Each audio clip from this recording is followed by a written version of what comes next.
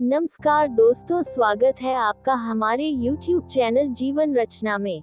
आज की कहानी है हमारी लाडली बेटी। शाम को आते हुए राशन लेते आना और हाँ, मुन्नी के स्कूल में फीस भरनी है, उसके लिए पैसे देते जाओ। बीवी की इस मांग पर जेब उल्टी करके दिखाने के सिवा बड़े के पास कोई दूसरा उत्तर नहीं था। माथे पर चिंता की शिकनों के साथ सवेरे तो बड़ा भाई अपने काम पर निकल गया, लेकिन उस शाम उसने पूरे परिवार के सामने इस आर्थिक संकट को दूर करने के लिए एक प्रस्ताव रखा। क्यों न हम उस प्लॉट को बेच दें जिसे बाबूजी ने कविता को शादी में देने के लिए खरीदा था। बेटी को दी हुई चीज वापस नहीं मांगते, पाप लगता है। कविता का जन्म होते ही घर खुशियों से भर गया था। तभी तुम्हारे बाप ने यह तय कर लिया था कि ये प्लॉट कविता का है, जो उसे उसकी शादी में दे दिया जाएगा। माँ ने अपना विरोध जताते हुए कहा। कौन सी बेटी? वो बेटी जो प्रेम विवाह कर घर की इज्जत को खाक में मिला गई और पिताजी की अंतिम यात्रा में भी न शामिल हुई। बड़े ने टॉन्ट मारते हुए कहा। मेरा मुंह मत खुलवा, यहाँ कौन नहीं जानता कि कविता को उस दिन गली के नाके से ही लौटा दिया गया था और उससे अपने पिता से आखिरी बार मिलने का हक भी छीन लिया गया था। माँ ने बेटी का पक्ष लेते हुए कहा। माँ के इस वार से दोनों बेटे चुप हो गए। ना बड़ा बेटा कुछ बोल पाया, ना छोटे बेटे के मुंह से कोई शब्द फूटा। थोड़ी देर की शांति के बाद छोटा भाई बोला, प्लॉट बेच तो देंगे, पर क्या कविता कागजात पर दस्तखत करेगी? मुझे नहीं लगता वो हमारा भला सोच भी सकती है। आखिर है तो औरत जात, पुरुषों की परिस्थिति कैसे समझ पाएगी? काफी वाद विवाद और सोच विचार के बाद सब इस बात पर सहमत हुए और पड़ोस के मोहल्ले की कविता की सहेली को बोलकर कविता को घर आने का न्योता दे दिया गया। अगले दिन सुबह से गली के नाके पर खेल रहे बड़े भाई के लड़के की बुआ आ गई की आवाज सुन घर वाले चौकन्ने हो गए। दोनों भाई मन में द्वेष और नफरत के साथ उसको कैसे घर में आने के लिए कहे, इसी दुविधा में थे। वो कहते हैं न, जरूरत के वक्त गधे को भी बाप बनाना पड़ता है। उसी कहावत के हिसाब से दोनों भाई बहाने से बात करने के लिए तैयार हुए।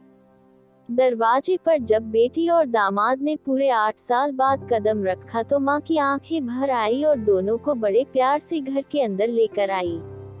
बेटी और दामाद भी माँ का इतना स्नेह देखकर भाव विभोर हो गए। शाम को साथ में बैठे बेटी, दोनों बेटों और दामाद के आगे हिचकिचाते हुए माँ ने ही प्लॉट का मुद्दा उठाया। कविता को थोड़ा शक तो था कि कोई बड़ी बात होगी। कविता उसी दिन से ये सोच रही थी कि ऐसी क्या बात हो सकती है कि जो खड़ूस भाई उसे बाप का मुंह भी दिखाने के खिलाफ थे, वो अचानक इतने कैसे पिघल गए। लेकिन अब उसको सारी बात समझ में आ गई। कविता ने तिरछी नजर से पति की तरफ देखा तो वो बोल पड़ा, देखिए माँ जी, शादी से पहले जो कुछ आपका था वो आप ही का रहेगा। न उस पर हमारा कोई हक था, न ही भविष्य में हम मांगेंगे। इसलिए आप निश्चित होकर उस प्लॉट के साथ जो करना है कीजिए। आप जहाँ कहेंगे हम वहाँ साइन कर देंगे। सुबह से अपने जीजा से नजरें चुरा रहे दोनों भाइयों ने अब अपने जीजा को अच्छे से देखा। सुबह प्लॉट के कागजात पर बहन के दस्तखत लेकर काम खत्म किया जाए, यह तय हुआ।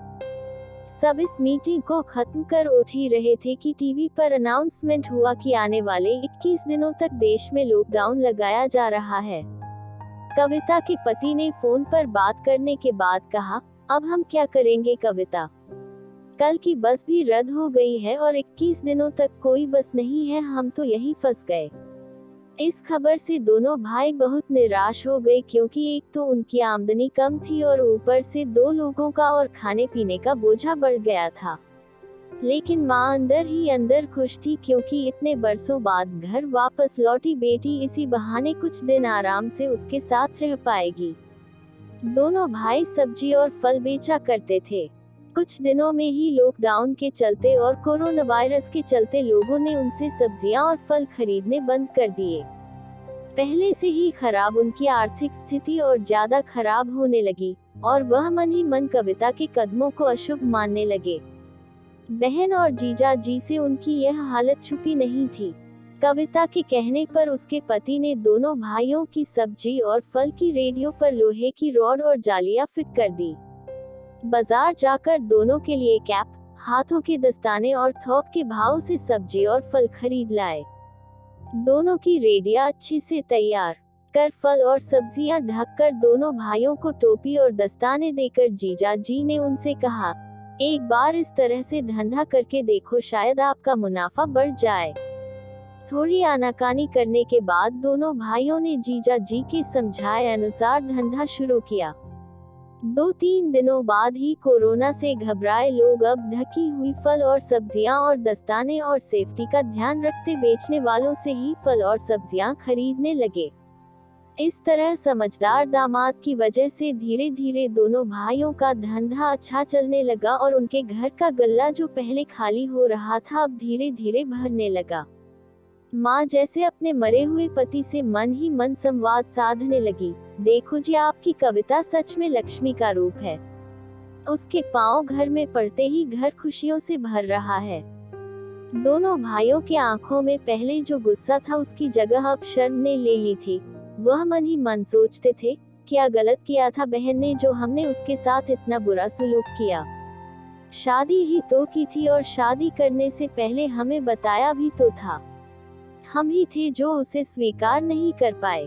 दोनों भाइयों के मन में जो द्वेष और नफरत था धीरे धीरे प्यार में बदल गया।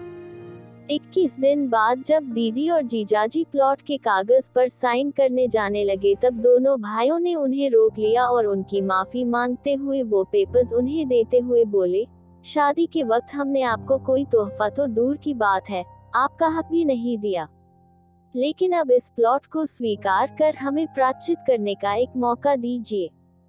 सभी की आंखों में खुशी के आंसू आ गए और माँ ऊपर देखकर बोली, देखा आपकी लाडली ने आज फिर हमारा घर खुशियों से भर दिया। दोस्तों, कहानी के अंत में आपसे एक निवेदन है कि ऐसी ही और अच्छी कहानियाँ सुनने के लिए कृपया हमारे चैनल जीवन रचना को सब्सक्राइब जरूर करें। धन्यवाद।